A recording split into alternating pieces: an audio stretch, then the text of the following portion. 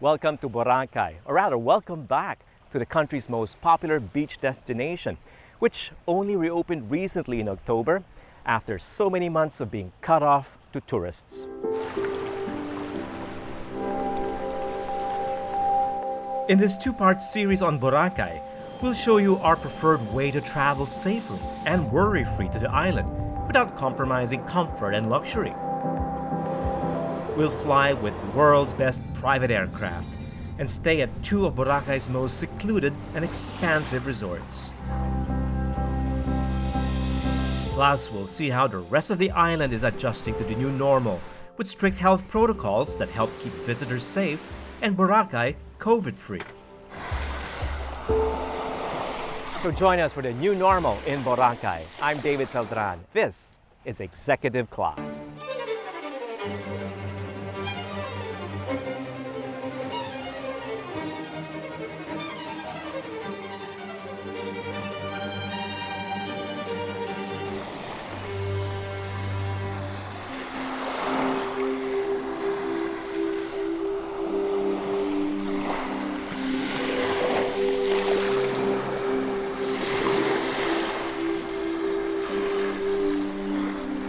Boracay.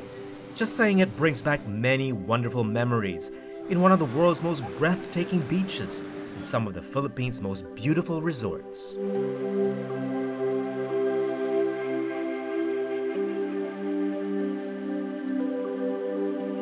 Not too long ago, a Boracay holiday could be made spur of the moment, but COVID has ruined any spontaneous trip to the island, with few flights available and more restrictions on tourist arrivals.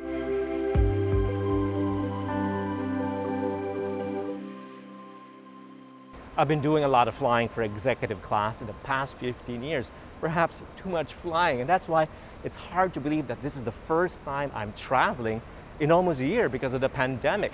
That's almost a year, but if anything, it helps you appreciate travel so much more, because when you travel too much, you often take that privilege for granted.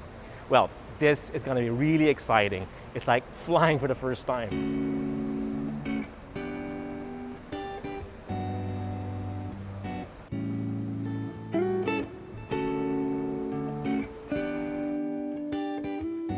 Private terminal of air taxi at the Asian Aerospace hangar in Naiya is a familiar place to me. It's where I've taken off for Boracay countless times before. But like airports everywhere today, quite a bit has changed, with all sorts of new steps to keep passengers safe. Okay, I guess I'm here. Hey Paige, good to see you. Welcome back, David. Long time no see. Hi Vicky, it's been a while. Air Taxi's executive vice president has become my travel buddy of sorts, with countless adventures shared together on his company's fleet of planes and choppers. It's our first flight together since the pandemic, and all their new protocols are making me feel safer.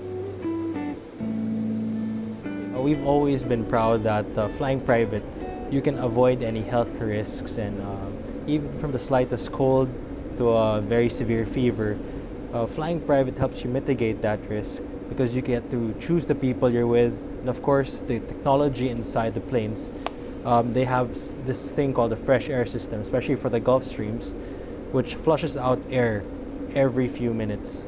It ensures you have a constant breeze of fresh air every time. And of course, even before flying inside the aircraft, I feel a lot more safer just being in a private hangar and being in a private lounge, right? Correct. Because when you're in our private terminal, you have only maybe your set of people or maybe another set of passengers in a separate lounge. We have 5 different lounges in this terminal. So everyone has their own private space. It also helps to know that all those spaces are thoroughly disinfected, including the planes, both before and after every flight. Air Taxi takes all government regulations seriously and will even arrange your COVID testing and file your travel documents as an added convenience. The great thing about traveling together to Boracay, Paige, is that we both know that we had our RT-PCR and we got our negative results and isolated after. And that helps, right? Traveling the same aircraft with people who you know you can vouch for. Correct. It's a very, very comfortable thing to be able to fly with somebody you know, and then with the confidence to remove your mask, but don't remove your mask if you're not comfortable with it. Commercial airlines, of course, comply with existing health protocols as well, but you can't choose with whom and with how many you fly with.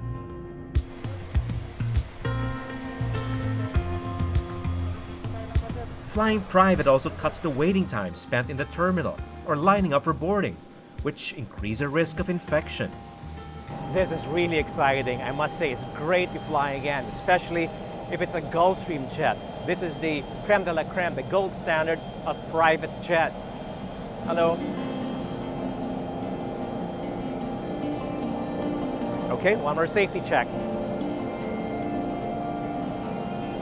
And we're ready to fly.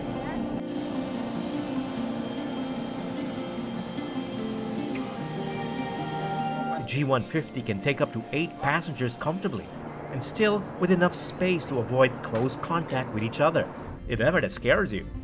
But because all passengers are required to show a negative RT-PCR test result before boarding, why worry?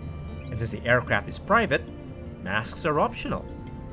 Wow, we're finally up in the air, and this brings back so many good memories of previous travels. Well, except for wearing a mask, of course. But here's a fact that should make you feel less paranoid about flying, especially in the Gulfstream.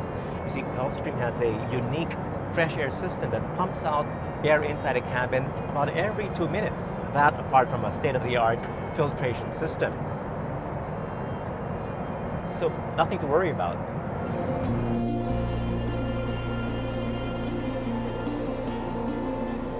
When flying, catching a virus isn't the only risk.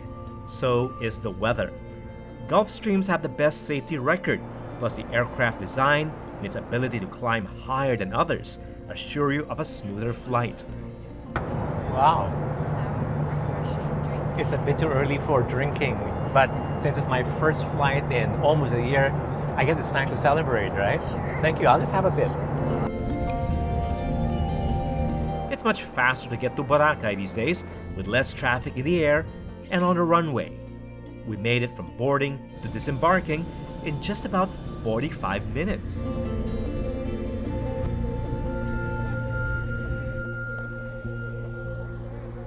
Yes, it's great to be back here in Boracay. This is usually the start of the peak season in Boracay, but as you can see, it's empty, it's quiet. And that's because a lot of people still have this wait and see attitude towards coming back to the island. And that's why we've also come here to show you whether it's safe and hassle-free to return. This terminal used to be crawling with people, but now the airport personnel and health officers outnumber passengers. Tight screening upon arrival is also new here. They won't let you through without your pre-approved clearance issued by the Aklan provincial government. Thank you. Wow, this QR code is really cool. This is your access to the island. So make sure you have it on your phone or print it out on paper. This is your passport to Boracay. To get it, you need to apply beforehand by showing proof of your flight booking, hotel reservation, and most important, a negative test result for COVID-19. From here on, you'll find sanitation facilities and safety reminders every step of the way. And again, a request for your digital passport. Your QR code also verifies you're a hotel guest and gets you to your resort faster.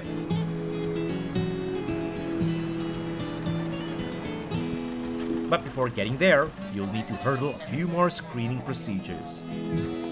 So what's happening here is a question and answer of sorts. Just make sure you're the same person in the QR code that appears in person.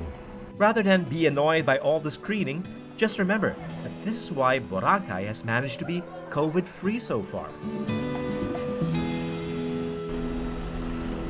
Thank you. Okay, we're one step closer to the Shangri-La Resort, and here at the Mabuhay Lounge, it's a taste of things to come. And that means, in the new normal, an emphasis on health and safety and social distancing.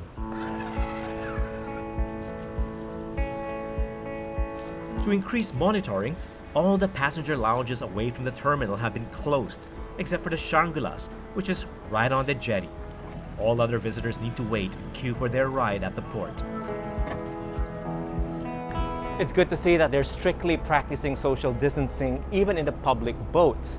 But if that still feels a bit too public for you, then follow me, because at the Shangri-La, you get your own private boat to the resort.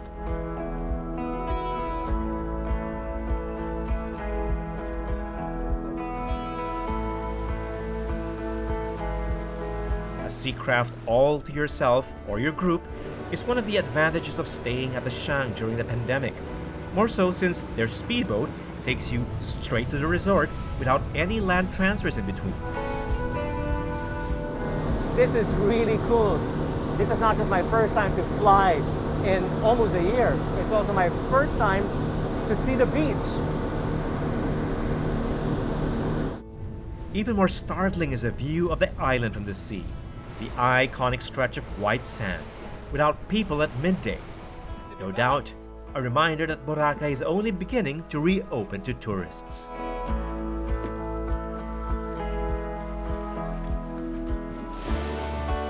When we return after the break, our first time under the sun and on the sand in Boracay in over a year. See how the island's top resorts are welcoming guests back under very different circumstances.